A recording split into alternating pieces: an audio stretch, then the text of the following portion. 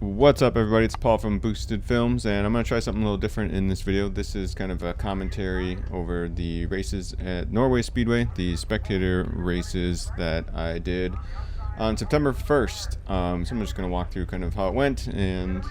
Where are you going? Okay, and joining me on this one is my daughter, who is 7 years old. She wants to help me commentate. What's your name? Hadley. All right, Hadley. We're going to watch. All right, so... Here we go. This, again, is the final round, or I should say you had to qualify to be into this one. This is the championship night, and unfortunately what happens is when I go out right on the track, I usually try to go out and just try to get a feel for, you know, how sticky the tires are and how much grip I got right on the first test corner if I can. And if you listen here, you're going to hear basically the power steering starts whining like as soon as I kind of turn hard into it.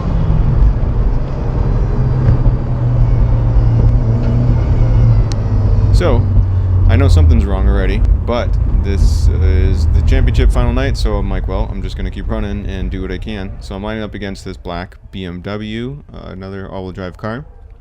What do you think of this black car? Looking hard to beat. Looks hard to beat. So yeah, I raced him before, started on the outside. Good launch. Luckily this one was just the first round was a single elimination, then after that it was double elimination, which means you gotta win twice and or lose twice against the same car. So here we go. It's kind of like the two versus, you need like the rock, paper, scissors, where you need to win like 2 rounds or like lose like the other person, kind of. Exactly. It's best 2 out of 3. Except for this one. So I just beat him. So now I come off track for a little bit. And again, I'm just trying to feel out the steering a little bit because I'm like, well, this feels kind of weird and it's making a little bit of noise. So there, I'm jerking the steering wheel. And then the G8 that's in front of me, the red car, he was supposed to get a buy run, which you know what a buy run means? No. Buy run basically usually means you get to go out and just run for like a practice run. But he must have just chose not to do it, which I didn't know that. So, but I went to talk to him and I was like, are you going out? Because he was supposed to race before I did. Are you running? But he was just like, no, I'm not going to take my buy? practice run. He was just going to wait for the other people to run. It looks like they use like tape for like his number. Yeah, we all use tape on our numbers on our doors. It actually works pretty good because then you can see it pretty well. So. Usually you just use like those platform things that you stick. Old times, like the writing platforms with the numbers on it. I have like magnet ones. I don't know. Yeah, those ones. Those ones were not good. Sometimes they flow off. Yeah. But all right, so now I got to race against a girl. This is I think her name is Emily in the Trans Am or Firebird, I should say. Trans Am. Yeah, it's Trans Am. So we're pulling out on the track, and now it's best 2 out of 3. So that means I have to win twice. Or like if she won the first round and then I won the second round, then we go to a third one. But you know. And then whoever wins the other one wins. The third one, yeah. Or if you just win 2 in a row, then you win because you already got the 2 out of 3.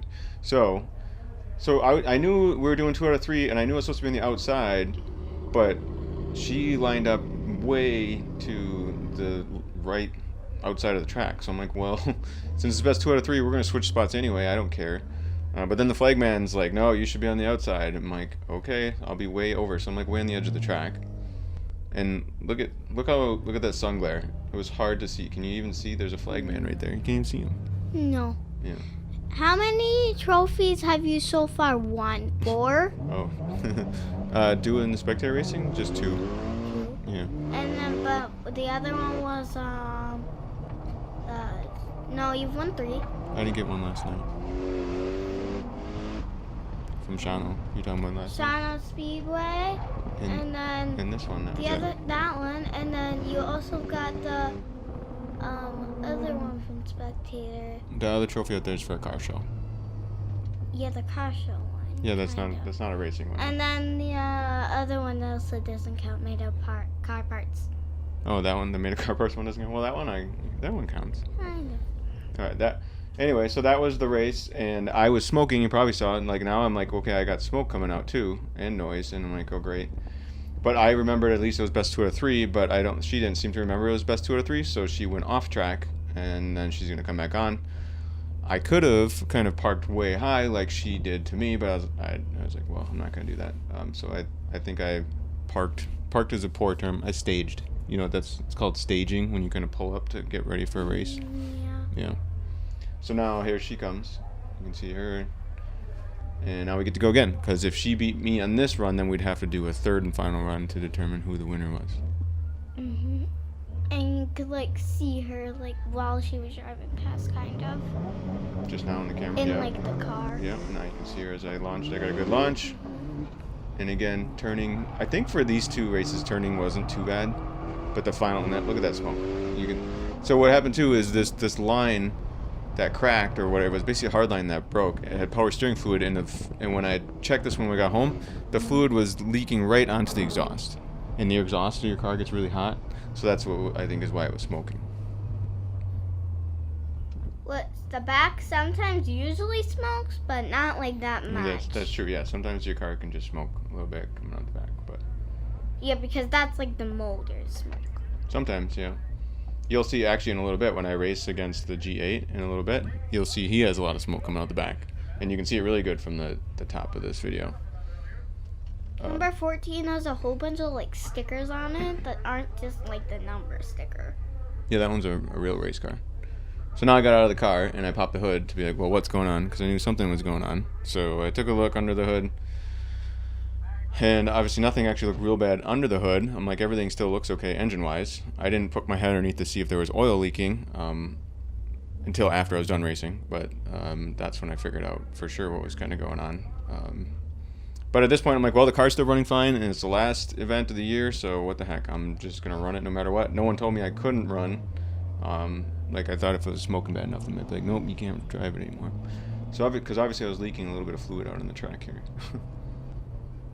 So here it is. This is the final match. It's me against the G8, Pontiac G8. Which is funny, when I posted this video on TikTok, everybody thought that red car, the G8, they thought it was an Audi.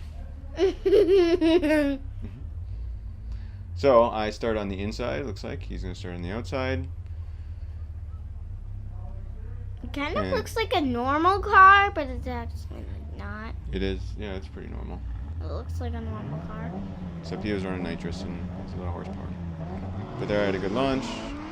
Luckily I had a good launch on like all of them.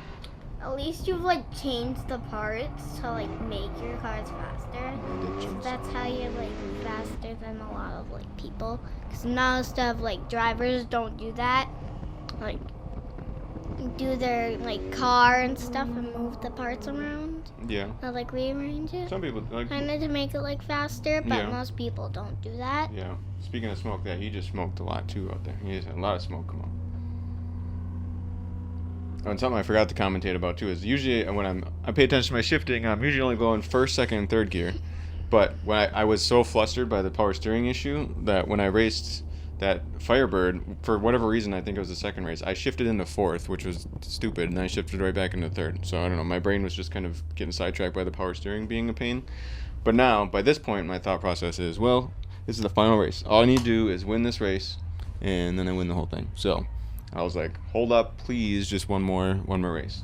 And now at least I could finally see the flagman better, because I was actually in the shade for this one a little bit. You can still barely see it though. Yeah. It's so hard to see. Yeah. And again, a good launch. Carried some speed through 2. Let it drift up a little. Probably could have drifted a little higher there. You can see me still smoking back there. He comes charging pretty hard in there. And then, woohoo, it's over.